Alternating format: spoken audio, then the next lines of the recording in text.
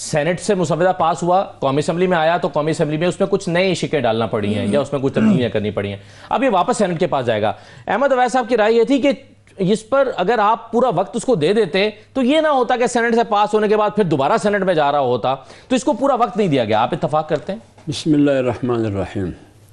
ایک بات یہ ہے کہ آپ اندازہ لگائیے کہ 48 غالباً یا 50 سے بھی زیادہ کلاسز میں ترامیم ہونی تھی جی، اور آپ راتوں رات چند گھنٹوں میں یا 48 گھنٹے یا 24 گھنٹوں میں یا زیادہ سے زیادہ 72 گھنٹوں میں آپ نے پورا مسودہ سینٹ سے بھی پاس کیا اور قومی اسمبلی سے بھی پاس کیا۔ جی، کیا آپ اس کو اوپن نہیں کر سکتے تھے؟ کیا آپ تمام سیاسی پارٹیوں کو وقت سے پہلے نہیں دے سکتے تھے تاکہ وہ اپنا انپٹ بھی دے سکتے؟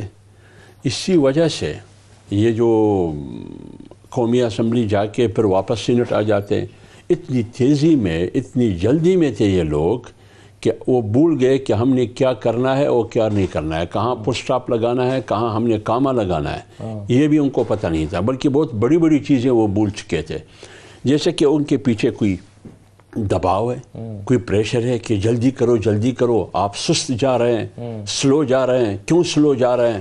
ان کے پاس بات نہیں بنتی تھی کہ ہم کیا جواب دیں۔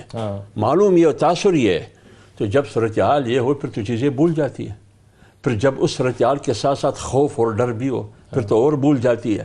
تو اس لیے میں کہہ رہا ہوں کہ جب اتنی جلدی اور اتنی تیزی میں، دوسری بات یہ ہے کہ یہ جو جتنی بھی ترامیم ہوئی ہے، یہ اس نے اپنی مرضی سے نہیں کیا، مجبوری کے عالم میں کیا، کیونکہ یہ حکومت بالرضا نہیں ہے، یہ حکومت بالجبر ہے۔ 26ویں کے بارے میں بھی آپ کی یہی رائے ہے سر؟ دیکھیے 26ویں میں تو یہی تھا، آپ خود اندازہ لگائیے، خود وزیر قانون، آپ کلپ آپ اپنے ریسرچر کو بتا دیں، وہ دکھا دیں کہ وزیر قانون سے پوچھا جا رہا ہے کہ مسودہ، وہ کہتے ہیں مسودہ تو میرے پاس بھی نہیں ہے۔ اسی 27ویں ترمیم سے 2 ہفتے پہلے یا 3 ہفتے پہلے اسحاق ڈار سے پوچھا گیا، انہوں نے کہا ہم نے ابھی تک 26 کو ہضم نہیں کیا، اب 27 کی بات کرتے ہیں۔ بہت سے ٹاک شو میں اور اختیار ولی صاحب بیٹھے رہے، شریک رہے، آپ کو بھی یاد ہوگا، بہت سے ٹاک شو میں میرا خیال اگست اور جون میں کہا کرتا تھا کہ 27ویں ترمیم آ رہی ہے۔ بالکل، لوگ مذاق اڑا رہے تھے کہ نہیں آ رہا ہے۔ حکومتی کوئی بھی نمائندہ، کوئی بھی ترجمان، کوئی ریپریزنٹیٹیو نے ایکسپٹ نہیں کہا کہ نہیں، یہ بس مذاق ہے، ہوائی باتیں یہ کر رہے ہیں۔ اس لیے وہ یہ کہہ رہے تھے کہ ان کو پتہ ہی نہیں تھا کہ کہاں تیار ہو رہا ہے 27ویں آئینی ترمیم۔ یہی صورتحال 26ویں آئینی ترمیم کی تھی، یہ تو جمعیت علماء اسلام کی ایفرٹ تھی، جیسے کہ آج جمعیت علماء اسلام نے قومی اسمبلی میں تاریخ رقم کی اس آئینی ترمیم کے خلاف انہوں نے ووٹ کیا۔ ٹھیک، اس وقت بھی 26ویں آئینی ترمیم میں جمعیت علماء اسلام مولانا فضل الرحمان صاحب کھڑے ہوئے کہ مسودہ پہلے لے کے آؤ۔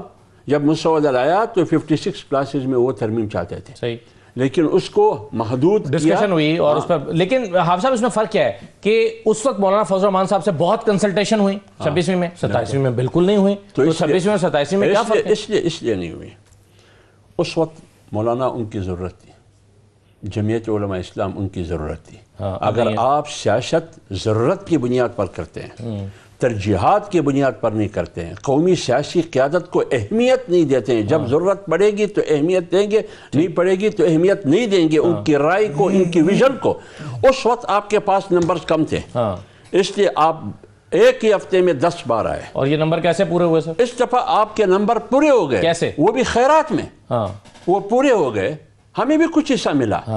یہی میں آپ سے پوچھنا چاہ رہا ہوں نا سر، آپ کے وکلاء نے اس کی وکالت کی کہ یہ باقی جماعتوں میں بانٹ دیں۔ سر کامران مرتضیٰ صاحب نے، میں گواہ ہوں اس بات، میں عرض کر لوں، ہم صرف الیکشن کمیشن میں گئے، اس کے بعد پشاور ہائی کورٹ نے جو فیصلہ دیا، اس کے بعد سپریم کورٹ نے جو فیصلہ دیا، پھر سپریم کورٹ کے بعد جو دوسرا فیصلہ آیا نظر ثانی کیس میں، کسی بھی کیس میں ہم فریق نہیں رہے۔ ہم نے ہمیشہ یہ کہا کہ جب سپریم کورٹ نے فیصلہ کیا لہٰذا ہم کچھ نہیں کر سکتے، مجبوری ہے ہمیں دے دی گئی ہے زبردستی۔ تو آپ کے خیال میں پھر کس کو جانا؟ آپ الیکشن کمیشن جو بنیادی فورم تھا وہاں پر کامران مرتضیٰ صاحب کھڑے ہوئے، انہوں نے کہا کہ یہ تمام جماعتوں کو بانٹ دینا چاہیے۔ اس کی بات آپ کا یہ موقف رہا نا؟ دیکھیں وہ بات میں کر رہا ہوں، وہ ٹھیک ہے، نکاح بالجبر وہ کہہ رہے ہیں، میں کب انکار کر رہا ہوں؟ کوئی جبر میں اگر جبر ہوتا تو سینٹ میں ہم ووٹ کرتے، میں آ رہا ہوں، سینٹ میں ہم ووٹ کرتے، اگر جبر ہوتا تو قومی اسمبلی میں ہم ووٹ کرتے، یہ جو اتنے 234 اور 237 اکٹھے ہو کے سب حاضر ہو گئے، کس کے خلاف؟ 73 کے آئین کے خلاف۔ لیکن حافظ صاحب آج یہ آپ میں سے آپ کے ذہن میں خیال آتا ہے کہ اگر ہم نے یہ مخصوص نشستوں والے معاملے پر، جس کو آپ کہہ رہے ہیں کہ خیرات کی سیٹیں تھیں، اگر اس پر آپ نے مختلف موقف اختیار کیا ہوتا تو آج آپ کے ساتھ یہ نہ ہوتا کہ آپ اتنے ارریلیونٹ ہو گئے کہ آپ سے کوئی مشورہ کرنے نہیں آ رہا؟ کوئی بات نہیں ہے، ہمیں کوئی دکھ نہیں ہے، ہمیں کوئی افسوس نہیں ہے، ہمیں ان کے رویے پر افسوس نہیں ہے، کیونکہ ہم پی ڈی ایم میں تھے، ہمارے ساتھ اس وقت بھی اسی قسم کا اس کے بعد رویہ ہوا اور بار بار ہوا ہے، لیکن ہم پھر بھی جمہوریت اور آئین کے لیے ہمیشہ ہم نے ساتھ دیا ہے، اور انشاءاللہ یہ آپ کا شو یاد رکھے، ایک دن ایسا آئے گا کہ یہ پھر مولانا صاحب کے پاس آئیں گے کہ مولانا صاحب اسی طرح کی تحریک چلانی ہے جس طرح پی ڈی ایم کی تحریک ہم نے چلائی۔ مجھے یاد ہے میں پی ڈی ایم کا سپوکس مین تھا کہ وہاں ان کی صورتحال کیا تھی، ان پارٹیوں کی، ان بڑی بڑی پارٹیوں کی صورتحال تھی، سارے مولانا صاحب کے سامنے دیکھ رہے، سرنگون ہو کے دیکھے کہ مولانا صاحب کچھ کرو مولانا صاحب۔ صحیح ہے، تو اس لیے میں کہہ رہا ہوں کہ جب آپ اس وقت مولانا آپ کی ضرورت تھی، جمعیت علماء اسلام آپ کی ضرورت تھی، میں آپ کی ضرورت پوری کرنے کے لیے نہیں تھا، میں اس وقت کی الیکشن کو ہم سلیکشن کہتے تھے، اس وقت کی وزیر اعظم کو ہم سلیکٹڈ کہتے تھے۔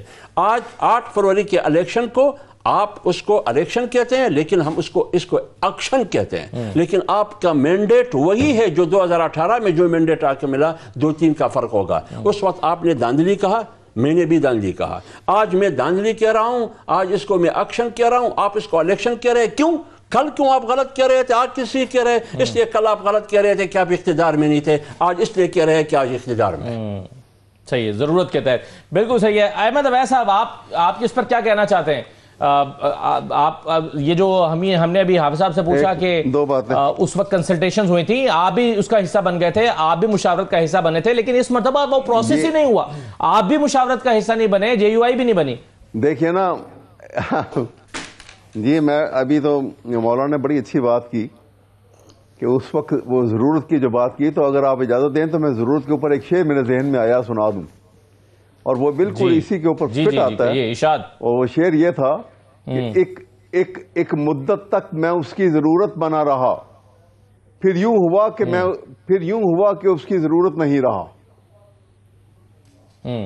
یہ صورتحال جو ہے، اور دوسری بات ابھی بات کی سیٹوں کی بات کر رہے ہیں، یہ کہتے ہیں کہ جی وہ فیصلہ ہوا، پھر اس کے بعد وہ اس کو ریویو ہو گیا۔ دیکھیے یہ فیصلہ فل کورٹ، سپریم کورٹ نے فیصلہ کیا، پورے فل کورٹ نے بیٹھ کر، اور وہ 12 جولائی کی ججمنٹ جو ہے، وہ 12 جولائی کی ججمنٹ جو ہے وہ اگلے سال تک وہ ججمنٹ امپلیمنٹ نہیں ہوئی۔ وہ ججمنٹ جو ہے جب تک کہ یہ 26ویں ترمیم آ کے اور پھر وہ اس کی بنیاد کے اوپر کانسٹیٹیوشن بینچ بن کے، اور انہوں نے وہ کم ججز کے ساتھ اس کو ریویو کر کے اس کو جو ہے اس کی حیت بدل دی، جب تک کہ اس ججمنٹ کو امپلیمنٹ نہیں کیا گیا، جبکہ آرٹیکل 189 جو ہے، آرٹیکل 190 کانسٹیٹیوشن کے اندر، کہ سپریم کورٹ کی جب ججمنٹ آ جائے تو تمام سول اور جوڈیشل ادارے، تمام پاکستان کے ادارے جو ہیں، ان کے اوپر لازم ہے کہ ان کو امپلیمنٹ کریں۔ اس کے باوجود اس کو امپلیمنٹ نہیں کیا گیا، اور اب سپریم کورٹ کی حیت بدل دی۔ آپ دیکھیے ایک جج جو ابھی آپ یہ کل کانسٹیٹیوشن کورٹ جس وقت یہ بن گیا، اور اس کے بعد ایک یہاں سے لے کے آئیں گے، آپ کسی ہائی کورٹ سے جج کو لائیں گے، اور وہ جج جو سپریم کورٹ کا چیف جسٹس ہے اس سے سپیریئر حیثیت میں ہوگا۔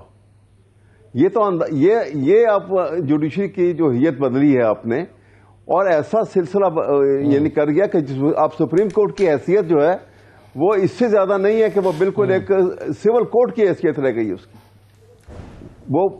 کا کنٹرول ختم ہو گیا۔ صحیح ہے، آرٹیکل 175 کے اندر لیکن آج اس میں وہ سیٹ اپ ختم ہو گیا بالکل۔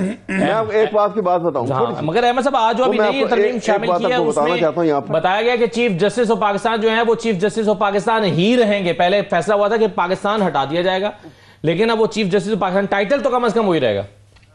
جی ہاں، وہ اب یہ کہہ رہے ہیں نا یہ، لیکن ساتھ ہی ساتھ وہ یہ کہہ رہے ہیں کہ یہ جس وقت ریٹائر ہو جائیں گے تو پھر ان دونوں میں سے چیف جسٹس جو ہے دونوں کورٹوں میں سے الگ بنے گا، ایک ایسی ایملگمیشن بنے گی۔ پھر میں یہ آپ کو بات کہنا چاہ رہا ہوں کہ یہ جو صورتحال پیدا ہو رہی ہے، اگر آپ نے کرنا تھا چلیں کانسٹیٹیوشن کورٹ کی بات کریں. مولانا کا تو موقف بڑا کلیئر تھا کہ جب اتنا زور لگا کے آپ نے بینچ کی بات ایگری کر لی اور کنسنسس سے بینچ بن گیا تو پھر آپ ایک سال گزرا ہے اور اس کے بعد آپ دوبارہ تبدیلی کے اوپر آ گئے ہیں تو وہ مخالفت کر رہے ہیں. اب دوسری طرف آپ اس کا جواب وہ یہ دے رہے ہیں نا, وہ کہتے ہیں کہ جی آئینی بینچ کا جو کانسیپٹ تھا. ایک بات احمد جی کہیے میں یہی بتانے لگا ہوں. دیکھیے پہلے ایسے تھا کہ سپریم کورٹ تھا, ہائی کورٹ تھا, اس کے بعد جب حدود کے لا آ گیا تو انہوں نے فیڈرل شریعت کورٹ بنا دیا. اب جس طرح فیڈرل شریعت کورٹ بن گیا آپ کانسٹیٹیوشن کورٹ بھی بنا دیں.